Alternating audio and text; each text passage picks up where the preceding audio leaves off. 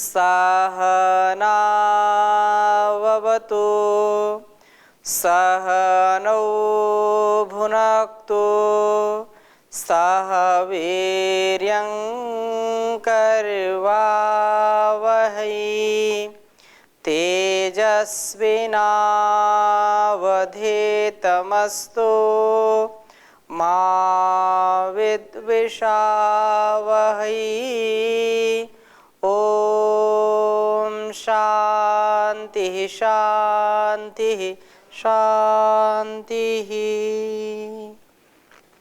वैदिक जीवन पद्धति की इस कक्षा में हम लगातार ऋग्वेद के प्रथम मंडल का स्वाध्याय कर रहे हैं और उसमें 29वां सूक्त चल रहा था और बहुत ही सुंदर चर्चा चल रही थी कि हम अपने जीवन का उत्कर्ष करें, उत्थान करें, कभी भी ये पतन को ना प्राप्त हो, इसके लिए सतत जो आत्मनिरीक्षण है ये बहुत बड़ा हमारे लिए शस्त्र है, बहुत बड़ा साधन है। कोई भी व्यक्ति यदि प्रत्येक दिन आत्मनिरीक्षण करता है, अर्थात आज तक मैंने क्या किया, एक तो ये पूरे जीवन का है आत्मनिरीक्षण, और प्रत्येक क्षण आत्मनिरीक्षण करे कि मैं वार्तालाप कर रहा हूं, मैं ठीक ठीक कर रहा हूं कि नहीं कर रहा हूं, मैं व्यवहार कर रहा हूं, मैं किसी भी कर्तव्य का पालन कर रहा हूं, मैं एक सन्यासी हूं, ब्रह्मचारी हूं, मैं एक गृहस्थी हूं, वानप्रस्थी हूं, और मेरा क्या कर्तव्य है, मैं अपने कर्तव्य से कहीं नीचे तो नहीं गिर रहा हूं, मैं एक गुरु हूं, मैं एक आचार्य हूं, मैं एक पिता हूं, मैं एक पति हूं, मैं एक पुत्र हूं, पुत्री हूं, शिष्य हूं, इसका पालन मैं ठीक ठीक कर रहा हूं या कर रही हूं, ऐसा निरीक्षण करना। मैं भारतीय हूं, मां भारती की मेरे ऊपर विशेष कृपा है, मातृभूमि का ऋण मेरे ऊपर है, सारा संसार मेरे लिए काम कर रहा है, तो क्या मैं संसार के लिए कुछ कर पा रहा हूं कि नहीं कर पा रहा हूं, ये सोने से पहले कम से कम 5-10 मिनट हमको रोज निरीक्षण करना चाहिए। इससे व्यक्ति आत्मोन्नति को प्राप्त होता है, इससे व्यक्ति सदा उत्थान की ओर जाता है। जैसा चिंतन करेगा फिर वैसी क्रिया होगी। यन मनसा मनुते तद वाचा वदति, यद वाचा वदति तद कर्मणा करोति, यद कर्मणा करोति तद अभिसंपद्यते।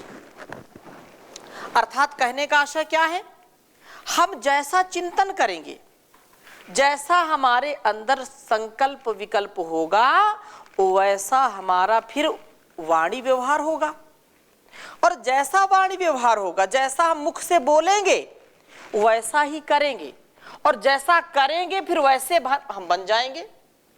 बनेंगे कि नहीं बनेंगे, ये स्वाभाविक है, ये वैज्ञानिक पक्ष है, ये ऋषियों ने हमारे जीवन में जिया है, हमारे लिए इसका उपदेश किया है। हम भी वैसे बने, इसलिए वेद मंत्र हमको नई नई जो है दिशा से अलग अलग ढंग से समझाने का प्रयास करते हैं। क्या विधि है, क्या निषेध है हमारे लिए, हमारे जीवन के लिए क्या कल्याणकारी है, क्या अकल्याणकारी है, उसका संकेत बार बार करते हैं। तो आज हम पुनः 29वें सूक्त के हमने 3 मंत्र लगभग स्वाध्याय कर लिए थे, चौथा मंत्र आज हम पढ़ेंगे और फिर आगे और चलेंगे। चौथे मंत्र में कहा कि अदान का त्याग, दान का स्वीकार। हम दान की प्रवृत्ति से सदा आगे बढ़ें, दूसरों को भी बढ़ाते रहें, और हमारे अंदर जो अदान की प्रवृत्ति है, जो कृपणता है, जो कंजूसी है, उसको हम छोड़ दें। तो वेद मंत्र कहता है, ओम ससंतु त्या आरातयो बोधन्तु शूररातयः आतु न इंद्र संशया गोष्पस्वेषु शुभ्रिषु सहस्रुषु तुविमघा। कहा कि ससंतु त्या आरातयो बोधन्तु शूररातयः, हे इंद्र, सब शत्रुओं का विद्रावण करने वाले प्रभो, आपकी कृपा से त्यावे आरातयः, दान न देने की जो वृत्तियां हैं ससंतु हमारे जीवनों में से समाप्त हो जाएं। हम दूसरों को भी उतना ही महत्व दें जितना हम दूसरों से अपने लिए महत्व चाहते हैं। यदि हम दूसरों से कुछ लेते हैं तो हमारा कर्तव्य हम भी कुछ दूसरों को दें। यह संसार, यह प्रकृति हमको कितना देती है, हमारा कर्तव्य है कि हम भी कुछ दें।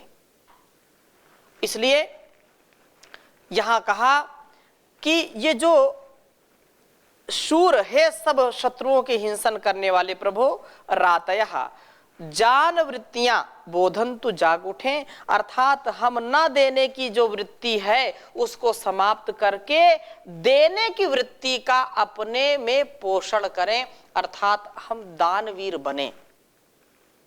जान का दान देना, धन का दान देना, अन्न पान देना, किसी भी प्रकार से हम जिस प्रकार से सामर्थ्यवान हैं उस सामर्थ्य को दूसरों की सहायता में, दूसरों के सेवा में अपने आप को लगा सकें, ऐसी प्रवृत्ति होनी चाहिए। यह दान वृत्ति ही सब बुराइयों की जो है हरण करने वाली है, सब बुराइयों को हर लेती है। और दान न देना तो कंजूसी, लोभ की वृत्ति, लोभा पापस्य कारणम कहा लोगों ने। लोभ क्या है? पाप का कारण है। लोभ आया तो व्यक्ति पापी बन गया, उसको पाना चाहेगा, अनेक प्रकार से छल बल से अलग अलग ढंग से वह व्यक्ति कार्य करता है और फिर नष्ट हो जाता है। अतः यह बात कही है कि व्यक्ति जब दानवीर हो जाता है तो शुद्ध बुद्ध हो जाता है, शुद्धता आ जाती है उसके अंदर और शोधन यह करती है पूरे जीवन का। हे प्रभो, आप इस दान वृत्ति से न हमें शुभ्रशु शुद्ध व सहस्त्रेशु आनंद से युक्त कर दीजिए। ज्ञानेन्द्रियों और कर्म इंद्रियों में आशंसता सर्वतः प्रशंसनीय बना दीजिए, प्रशस्त बना दीजिए। तुवी मघा, हे प्रभो आप महान ऐश्वर्यशाली हैं, जीवन को शुद्ध बना करके मैं भी आपका ही अंश, छोटा रूप बन जाऊं, आपका ही रिप्रेजेंटेटिव बन जाऊं, आपका मैं प्रतिनिधित्व करने वाला बन जाऊं, इतनी दिव्यता और इतना सामर्थ्य मेरे अंदर आ जाए, ये प्रार्थना है। और ये प्रार्थना स्वीकार होगी, लेकिन अपने अंदर विकार नहीं आना चाहिए। यह अगला जो वेद मंत्र है, हम जो बोलते हैं दूसरों को कि ये इसकी प्रवृत्ति ठीक नहीं है, ये दूसरों की बुराई में लगा रहता है और उसका जीवन हम समझते हैं कि पशु के समान होता है, क्योंकि ज्ञान विहीना सर्वमतेन भजति न मुक्तिम जन्मशतेन, विद्या विहीना पशु भी समाना, ऐसी बात कही है। तो मैं इस वेद मंत्र को लिखता हूं और फिर कुछ निवेदन करूंगा। ओम समिंद्र गर्धभम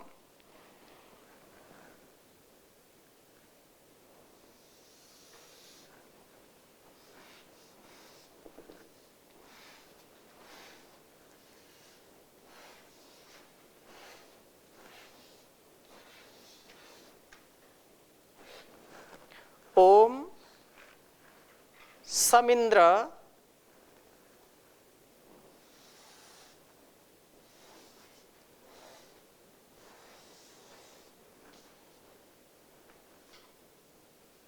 गर्धभम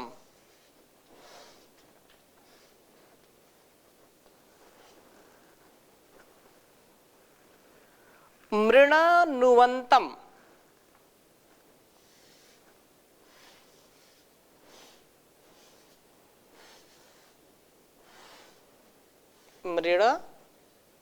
मृणानुवंतम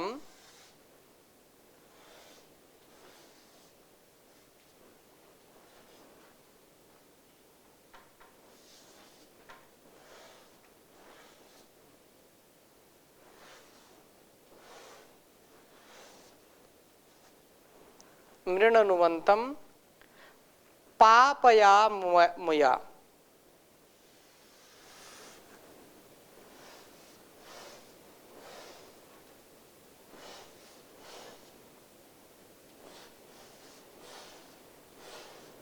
पापयामुया।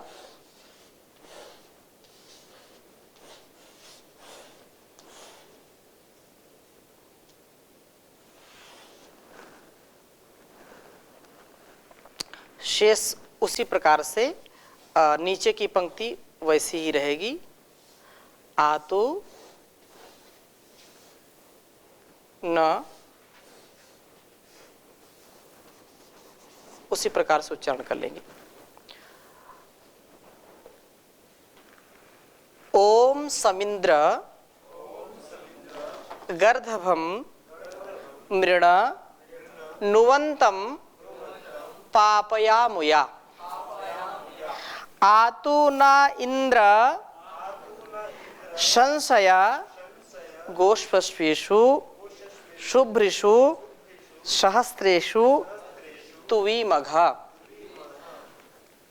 ओम समिद्र गर्दभम मृणानुवंतम पापयामुया।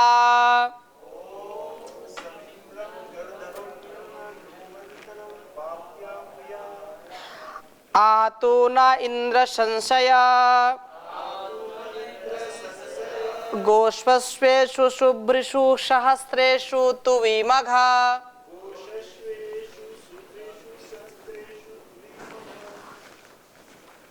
अब बात हम थोड़ा सा इसके संदर्भ में करते हैं। वेद का यह हमारे लिए उपदेश है, निर्देश है कि हम पशु प्रवृत्ति से उठ करके मानव की प्रवृत्ति में प्रवृत्त हो जाएं। और विशेष उपदेश यहां पर कर रहे हैं।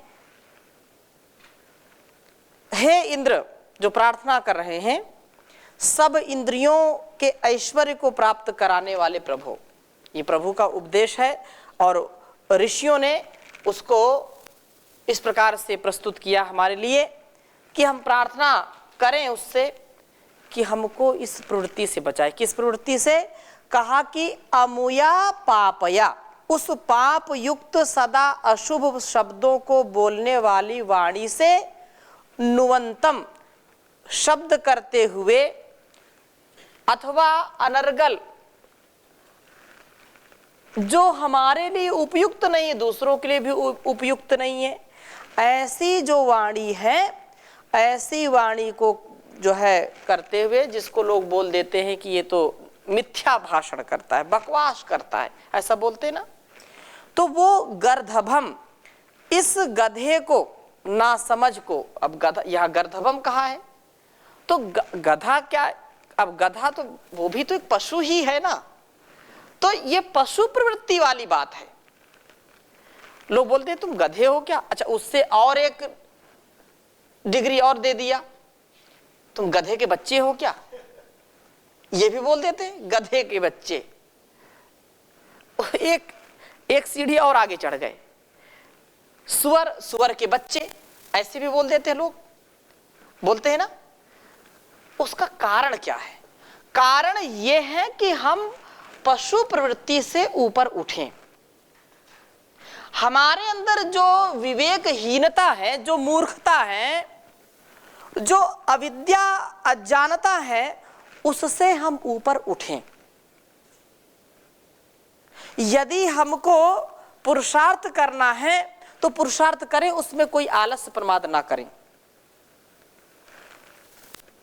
पशु प्रवृत्ति से हम ऊपर, क्योंकि जो भी ज्ञान से, विवेक से, धर्म से, स्वकर्म से नीचे गिर गया वही पशु है। पशुओं को, पशु भोग योनि है ना, और मनुष्य क्या है? उभय योनि है। ये कर्म योनि भी है और भोग योनि भी है। भोग भी हम करते हैं और कर्म भी करते हैं। अतः यहां पर यह बात कही है कि ना समझ, जो समझते नहीं हैं, ना समझ को समृणा, पूर्णतया नष्ट कर दो। अर्थात जो मृग हिंसायाम, अर्थात प्रभु कृपा से हम कभी भी अशुभ शब्दों को बोलने वाले ना बने। अशुभ शब्द कभी बोले नहीं। और पशु के समान ना बने कभी भी, समझदार बन करके सदा शुभ ही शुभ बोले, औरों के अवगुणों को प्रकट करते हुए हम सचमुच नासमझी का काम कर रहे होते हैं। तो हम दूसरों की जो है बुराई को बहुत अच्छा समझते हैं कि दूसरों की निंदा करें, दूसरों के दोष देखें, दूसरों की हम सदा चुगली में लगे रहें। तो ये हमारे लिए सबसे बड़ी नासमझी का काम हो रहा है। अर्थात इसमें हमारा कल्याण नहीं होगा, इसमें हमारा अकल्याण होगा। यह हमारे लिए अहितकर है, क्योंकि कितना ऊर्जा, कितना उसमें सामर्थ्य हम लगाते हैं, कितना समय शक्ति लगाते हैं। तो ये समय शक्ति यदि अपने ऊपर हम लगाएं तो हमारा उत्थान हो जाए। इसलिए कहा है कि औरों के अवगुणों को प्रकट करते समय हम अविवेक की स्थिति में होते हैं, नासमझ की स्थिति में होते हैं। हम व्यर्थ के वैर विरोध को तो इससे बढ़ाते ही हैं। यह पाप कथा हमारे अपने अकल्याण का कारण ही कहलाती है। कथापि खलु पापानाम अलम श्रेयसे यतः। हे इंद्र, परम ऐश्वर्यशाली प्रभु, आप ना हमें शुभ्रिषु शुद्ध व सहस्रेषु सदा प्रसन्न गोषु अश्वेषु ज्ञानेन्द्रियों व कर्मेंद्रियों में आशंसय प्रशंसनीय जीवन वाला बना दीजिए। तुवी मघा, आप महान ऐश्वर्यशाली हैं, मैं भी आपके समान ही तुवी मघा बनने का प्रयत्न करूं।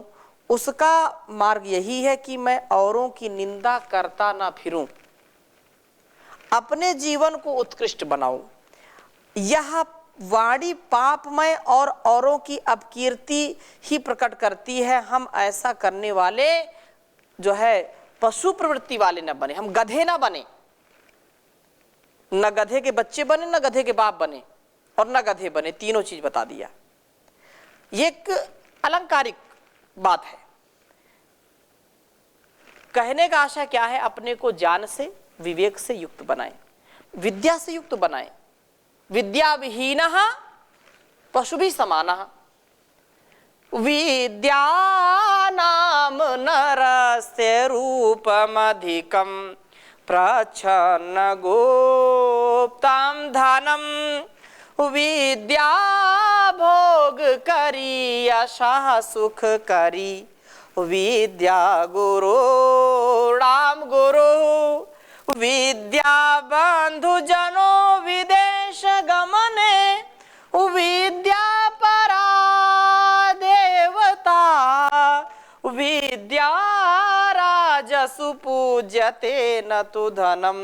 विद्या विहीनः पशु। विद्या विहीनः पशु। तो विद्या से विहीन यह जीवन हमारा पशु के समान है। हम विद्या से युक्त, ज्ञान से युक्त जीवन जीने वाले बने तो ये जीवन हमारा बहुत श्रेष्ठ हो जाएगा। हमारे अंदर की जो अपकीर्ति है, जो हमारे अंदर का अवगुण है, जो हमारे अंदर की अपूर्णता है, पराधीनता है, वो सब दूर हो जाएगी। और अगर इसको नहीं कर पाए तो फिर बड़ी देर हो जाएगी। इसलिए कहा कि हम अपने प्रत्येक कार्य को ऐसा विचार पूर्वक करें कि जीवन हमारा कभी भी संकट में ना पड़े। और विचार का मतलब ये मंत्र युक्त, मंत्र विचार ही है।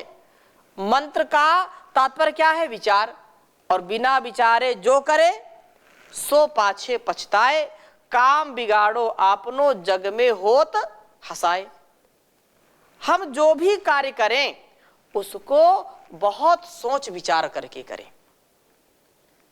एक काम को जो है करते समय 100 बार सोचिए पहले, और सोचने के बाद, विचार करने के बाद अब आगे कदम बढ़ा दिया तो फिर कभी पीछे कदम नहीं रोकना चाहिए। पीछे कभी नहीं, उसको जो है बैक गियर नहीं लगाना चाहिए। ये बात है। और ये सामर्थ्य कैसे मिलता है? ये ब्रह्मनिष्ठ श्रोत्रीय गुरुओं की सन्निधि में, सज्जनों की संगति में। जैसे सज्जना नाम संगति सत्संगति कथ्यते। विवेक वैराग्य की स्थिति कब उत्पन्न होती है? जब हम सत्संग में रहते हैं, जब हम वेदानुकूल आचरण करते हैं। वेद की जो विचारधारा है, जो वेद का संकेत है हमारे लिए, उसको हम आत्मसात करें। मनुर्भव, वेद क्या कहता है? मनुर्भव, अरे दुनिया के लोगों तुम मनुष्य बनो। मनुष्य यदि बनते हैं, मनुष्यता आती है, तो पशुता अपने आप चली जाती है। इसलिए वेद का यह भेद, यह रहस्य यह है कि हम अपने कर्तव्य को जाने, माने और उसको जीने का प्रयास करें। इसलिए वेद मंत्र हम पढ़ते हैं रोज, और यह सत्संग सतत चलता ही रहता है। सत्संग से ही हमारा जीवन चलता है। सत्संग ही स्वर्ग का द्वार है, चारों वेदों का यही सार है। सत्संग ही स्वर्ग का द्वार है, चारों वेदों का यही सार है। सत्संग ही मानव को उठाता है, बुरी संगत से बचाता है। दूर हो जाता हर विकार है, मन में जो आता सद्विचार है। ओ सत्संग ही स्वर्ग का द्वार है, चारों वेदों का यही सार है। जीवन में यश वह पाता है, मान और अपमान त्याग जाता है। जीवन में यह यश पाता है, मान और अपमान त्याग जाता है। करते रहना बस परोपकार है, इससे ही होगा बेड़ा पार है। ओ सत्संग ही स्वर्ग का द्वार है, चारों वेदों का यही सार है। प्रभु की भक्ति से शक्ति मिलती है, दिल की मुरझाई कली खिलती है। प्रभु की ही भक्ति से शक्ति मिलती है, दिल की मुरझाई कली खिलती है। ईश्वर की माया अपरंपार है, ईश्वर की माया अपरंपार है, क्योंकि वो प्रभु सर्वाधार है। ओ सत्संग ही स्वर्ग का द्वार है, चारों वेदों का यही सार है। नर्तन शुभ कर्मों का फल है, मिलना इसका नहीं सरल है। नर्तन शुभ कर्मों का फल है, मिलना इसका नहीं सरल है। सत्यम का यही तो विचार है, हम सब का यही तो विचार है। ओम ही सबका प्राणाधार है। ओ सत्संग ही स्वर्ग का द्वार है, चारों वेदों का यही सार है। सत्संग ही स्वर्ग का द्वार है, चारों वेदों का यही सार है। तो सत्संग में हम रोज आएं, सत्संग की महिमा हम रोज गाएं, और इससे जीवन का जो रहस्य है, जीवन की जो उलझी हुई गुत्थी होती है ना, वो अपने आप सुलझ जाती है। जीवन का प्रत्येक रहस्य उद्घाटन हो जाता है। छोटे छोटे व्यवहारों को वेद मंत्रों के द्वारा हम कैसे ठीक करें, इसके लिए हम नित्य स्वाध्याय करते हैं, वैदिक जीवन पद्धति से हम सीखते हैं कि हमारा जीवन कैसा होना चाहिए। और यह जो ज्ञान के मूल स्रोत हैं वेद, उनका हम स्वाध्याय कर रहे हैं संसार में, इससे बढ़कर के सौभाग्य की क्या बात हो सकती है। तो हम इस स्वाध्याय को सतत आगे बढ़ाते रहेंगे। अगली कक्षा में नए मंत्र के साथ पुनः आपसे मिलते हैं। तब तक ओम शांति शांति शांति।